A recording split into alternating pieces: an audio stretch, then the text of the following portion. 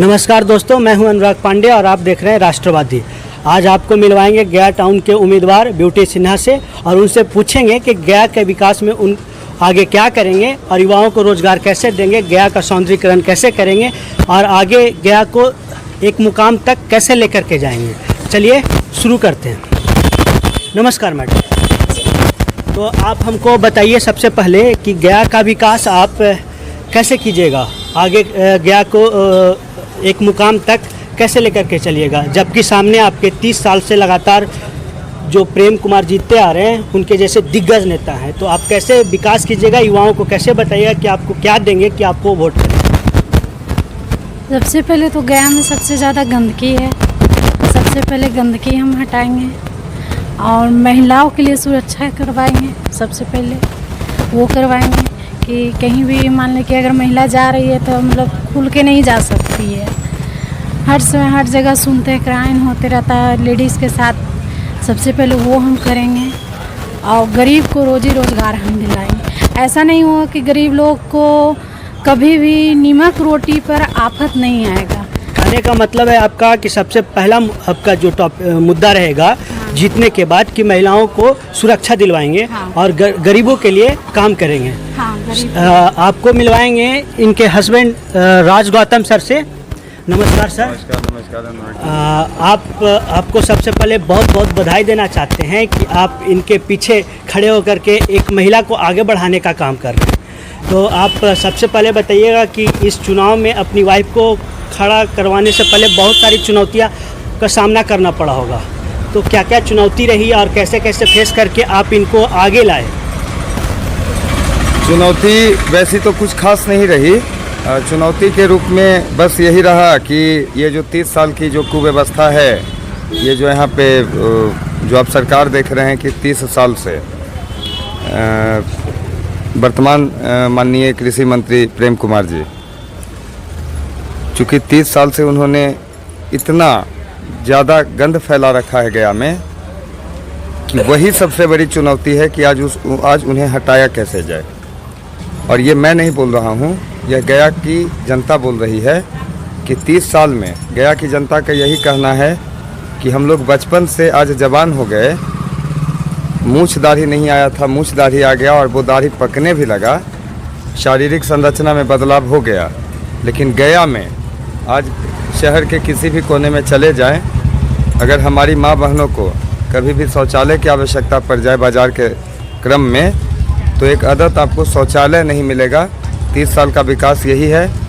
तो इन चीज़ों को लेकर हम जब उतरे थे, हमने सोचा था कि काफ़ी टफ मुकाबला होगा, लेकिन वैसा कुछ नहीं है। हाँ, मुकाबला कुछ वैसे लोग कर दे रहे हैं जो अभी कैंपेन में समझ में आ रहा है कि वैसे लोग जो अशिक्षित हैं, वैसे लोग जिन्हें एक्सपीरियंस नहीं है, वैसे लोग जो दिग्भ्रमित हैं, जाति के नाम पर, धर्म के नाम पर, संप्रदाय के नाम पर जो दिग्भ्रमित हैं, चुनौतियां हमें उन्हीं से मिल रही हैं। लेकिन उनकी चुनौतियों को भी हम अपने अंदर रखे हैं, हमने एक्सेप्ट किया है कि आखिर वो हमारे जो भाई हैं, अगर वो आज अशिक्षित हैं और जाति और धर्म की जो बात करते हैं तो ये उनकी गलती नहीं है। सबसे पहले तो आप शिवसेना के टिकट से बिहार में चुनाव लड़ने के लिए आए। तो सर, शिवसेना के लिए बिहार में बहुत ज़्यादा गुस्सा है जनता के बीच में। सुशांत सिंह के केस के कारण बिहार में शिवसेना और उद्धव ठाकरे की सरकार जो मुंबई में है, उस पर बहुत ज़्यादा गुस्सा है।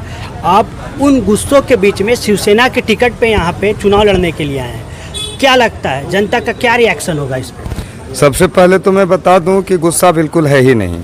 मैं विगत 15 दिन से फील्ड वर्क में कर रहा हूं। तो फील्ड वर्क करने के दौरान मुझे जो महसूस होता है कि जनता गुस्से में है, तो किस कारण से? तो जनता के गुस्से का मुख्य कारण है कि जनता जब निकलती है सड़क पर तो उसे इस बात की चिंता रहती है कि आज हमारे घर में सब्जी क्या बनेगा। उसे जाति से कोई मतलब नहीं है, धर्म से मतलब नहीं है, अन्य कुछ मामलों से मतलब नहीं है। उसे परेशानी रहती है कि हमारे बच्चे को अच्छी शिक्षा कैसे मिलेगी, हमारी बहन बेटी अगर बाज़ार में निकल रही है तो वातावरण हमारे गया शहर का कैसा रहेगा। तो जनता को इससे मुख्य रूप से इसके बारे में वो सोचते हैं।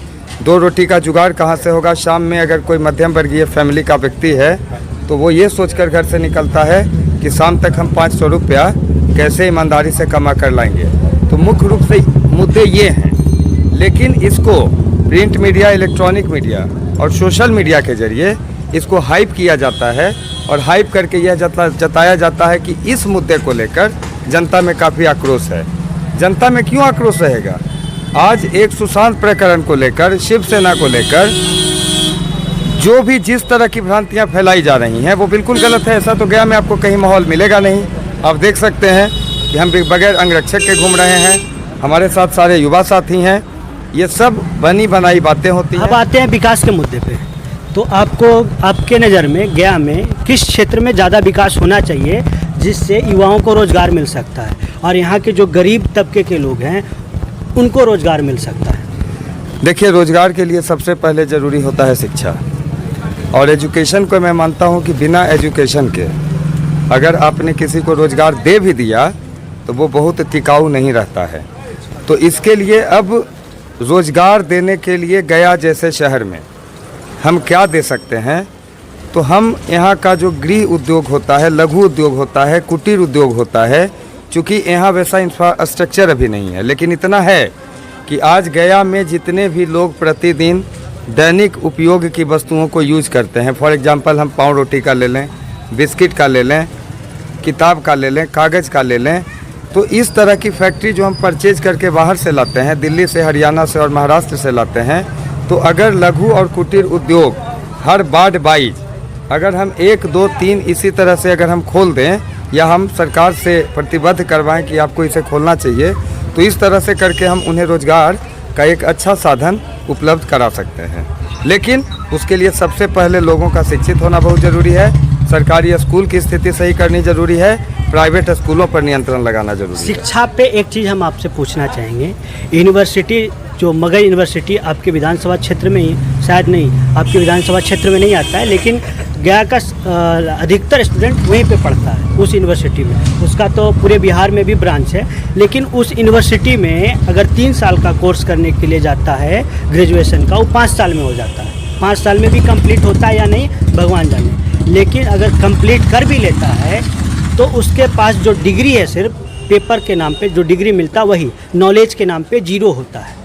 तो अगर तेजस्वी यादव जैसे नेता 10 लाख नौकरी का बात करते हैं तो उन लोगों के डिग्री के हिसाब से 10 लाख नौकरी देने का वादा कर रहे हैं, उस पर क्या टिप्पणी होगी? देखिए, सबसे पहले तो मैं कहूँगा कि आपका ये बहुत अच्छा सवाल है, इसके लिए मैं आपको धन्यवाद देना चाहूँगा। मगध विश्वविद्यालय से संबंधित आपने प्रश्न किया है और तेजस्वी जी से भी संबंधित प्रश्न किया है, तो आप भी, आई होप कि आप भी वहाँ के प्रोडक्ट रहे होंगे मगध विश्वविद्यालय के, और मैं भी वहाँ का छात्र नेता रह चुका हूँ। मैं बार बार कहता हूँ कि यहाँ की एजुकेशन सिस्टम पूरी तरह से ध्वस्त है। यूनिवर्सिटी आज सिर्फ और सिर्फ एक सेंटर बन गया है कि just you have to come, you have to give the fee and get your certificate only. Knowledge नहीं मिलता है, एक्सपीरियंस नहीं रहता है, और यही कारण है कि आज यहाँ बिहार के जो भाई बड़ी बड़ी डिग्री लेकर भी अगर जाते हैं किसी अन्य राज्यों में, तो वहाँ पर सेम डिग्री वाले किसी को 25,000 और 50,000 सैलरी मिलता है और बिहार के लोगों को 10 और 12,000 का सैलरी मिलता है due to lack of knowledge and experience. तो ये बात हो गई कि यहाँ पर शिक्षा व्यवस्था बुरी तरह से ध्वस्त है। माननीय मुख्यमंत्री नीतीश जी का कार्यकाल बिल्कुल ही, शुरुआत में 2 टर्म जो आए थे तो उनका अच्छा रहा था, लेकिन इस बार का टर्म उनका गड़बड़ाया है। लेकिन अब अगर हम गुड गवर्नेंस की बात करें और तेजस्वी जी की बात करें, तो 15 साल बिहार की जनता ने उन्हें दे रखा था, उनके परिजनों को मौका मिला था। और एक कहावत है कि मेरा जो अपना व्यक्तिगत, मैं गया का वोटर हूँ, बिहार का मैं भी वोटर हूँ, तो एक व्यक्तिगत वोटर होने के नाते अगर मेरी राय आप जानना चाहेंगे तो बिहार की जनता कभी नहीं चाहेगी कि काठ की हांडी कभी दोबारा चढ़े, क्योंकि उनका गुंडा राज और उनका आतंक राज बिहार ने देखा है। हमने देखा है कि कैसे हम 6 बजे शाम में भी खिजरसाई जाने से डरते थे और वजीरगंज जाने से डरते थे, और आज हम ये चीज़ देखते हैं कि कम से कम 1 बजे रात में भी आपको बिहार के किसी कोने में जाना पड़े तो आप जा सकते हैं। वो बात हो गई। दूसरी बात, शराबबंदी की मैं बात कर रहा हूँ कि भले कुछ यूथ वर्ग या वैसे लोग जो शराब पीना पसंद करते हैं उनके नज़र में नीतीश जी बुरे रहें, लेकिन मैं इतना जानता हूँ कि आज कम से कम जब हम रात में अपने वाहन, अपने फैमिली मेम्बर के साथ, बेटी बहन के साथ निकलते हैं, तो कोई शराब पीकर हमारी गाड़ी पे गिरता नहीं है। कुछ अभद्र भाषा का प्रयोग नहीं करता कहने है का मतलब और है कि अव्यावहारिक बात नहीं करता। कहने का मतलब है नीतीश कुमार का शासनकाल आप भी कहते हैं एक शिवसेना का उम्मीदवार होते हुए भी कि उनका कार्यकाल अच्छा था। अब आते हैं आपके पर्सनल ज़िंदगी पे। सबसे पहले आप कभी जेडीयू में हुआ करते थे, उसके बाद आप हम पार्टी में चले गए, उसके बाद आप अपना एक पार्टी बनाया बिहार विकास मोर्चा, उसके बाद वीर बजरंगी और अब शिवसेना। तो सर आपके प्रति लॉयल्टी जो है वो जनता का कमेगा। एक जनता देख रही कि आप कभी एक जगह टिक के नहीं रहते, तो आज जनता आप पे कैसे भरोसा करे कि आपको वोट देने के बाद आप शिवसेना का ही दामन थामे रहेंगे, आगे चल के हो सकता है कोई दूसरी पार्टी ना ज्वाइन कर लें या कुछ भी पॉसिबल है, उस चीज़ को आप कैसे क्लियरिफाई कीजिएगा जनता के बीच में? मैं पुनः कहता हूं कि आज लेटेस्ट टेक्नोलॉजी में लोगों को विश्वास रखना चाहिए। ओल्ड इज गोल्ड लोग पहले कहते थे, तो वो अगर प्राचीन पुरातत्व वेता का कुछ चीज़ है तो उसको हम मानेंगे, लेकिन उसके अलावा मैं आज युवाओं को एक संदेश भी देना चाहता हूं कि मैंने पार्टियां छोड़ी, गया नहीं छोड़ा। गया ही मेरा जन्म स्थान रहा और गया ही मेरा कार्यस्थल रहा। मैं कहता हूं कि अगर आप जो जूता खरीदते हैं और अगर वो जूता काटने लगे तो definitely we should change our shoes. अगर आपने कोई मोटरसाइकिल खरीदी, आपने कोई मोबाइल खरीदा और वो अगर अपडेट टेक्नोलॉजी के अनुसार नहीं है और करंट फीचर नहीं है उसमें, तो हम बिल्कुल कहते हैं कि आज हर युवा के नाम से मेरा एक संबोधन है कि अगर कोई भी पार्टी में आप रहें, किसी दल में रहें, अगर वो दल आपकी इज्जत नहीं कर रहा है, आपका वैल्यू नहीं दे रहा है, तो लात मार दीजिए उस दल को और खुद अपना एक संगठन बनाइए। एक नहीं, दो नहीं, 10 संगठन बनाइए। एक फेल करेगा, 2 फेल करेगा, तीसरा फेल करेगा, लेकिन चौथा वो जगह रहेगा अपना। लेकिन हाँ, दल आप 100 चेंज करिए, क्षेत्र अपना चेंज मत करिए। और अगर आप क्षेत्र चेंज नहीं करेंगे तो आपकी लॉयल्टी बरकरार रहेगी। कहने का मतलब है जेडीयू मान लेते हैं नीतीश कुमार की पार्टी थी, हम जीतन राम मांझी की पार्टी थी, लेकिन बिहार विकास मोर्चा के आप संगठनकर्ता भी थे और उसके अध्यक्ष भी आप थे। फिर उस पार्टी को बंद करने का क्या रीज़न रहा? फिर वीर बजरंगी को छोड़ने का क्या रीज़न रहा? वो भी आपके द्वारा बनाया गया था। नहीं, बेसिकली बिहार विकास मोर्चा के बारे में मैं बता रहा हूँ कि मैं उसमें जुड़ा था। बिहार विकास मोर्चा का मैं प्रदेश अध्यक्ष था, मैं संयोजक नहीं था। और उसके जो संयोजक थे सोनू तोमर जी, वो आज भी हमारे बहुत अच्छे मित्र हैं। छात्र संघ चुनाव आपको ज्ञात होगा मगध विश्वविद्यालय में जब हुआ था, तो मैंने एक शर्त रखी थी उनके सामने कि चाहे जो भी हो जाए, बिहार में जितने भी विश्वविद्यालय हैं वहाँ पर छात्र संघ चुनाव होना चाहिए, ताकि छात्रों को भी एक नया ऑप्शन मिले बिहार विकास मोर्चा के रूप में। तो मुझे मेरी नाराज़गी उनसे इस बात की थी कि मैंने मगध में और गया में तो मैंने कैंडिडेट्स उतारा, लेकिन वो अपने ही गृह क्षेत्र में सहरसा में और अन्य जगह पर वो कैंडिडेट नहीं उतार सके। इस कारण से मेरे मन में बड़ा आक्रोश था और इस कारण से मैंने उस पार्टी को छोड़ा था। मैंने पहले ही बता रखा है आपको कि मैं किसी पार्टी की चापलूसी नहीं कर सकता हूँ, मैं उनके अच्छे चीज़ों को एक्सेप्ट करूँगा। मैं बता रहा हूँ कि मैं शिवसेना का उम्मीदवार हूँ, लेकिन नीतीश जी की जो कार्यशैली रही है, जो अच्छे काम रहे हैं, तो वो एक बीइंग एजुकेटेड पर्सन हमें उन चीज़ों को नहीं भूलना चाहिए। राजनीति अपनी जगह पर है, लेकिन जो अच्छे काम हुए हैं उनका तारीफ होना चाहिए। तो ठीक उसी तरह से आज मैं शिवसेना से हूँ। शिवसेना बाद में है, पहले गया में है।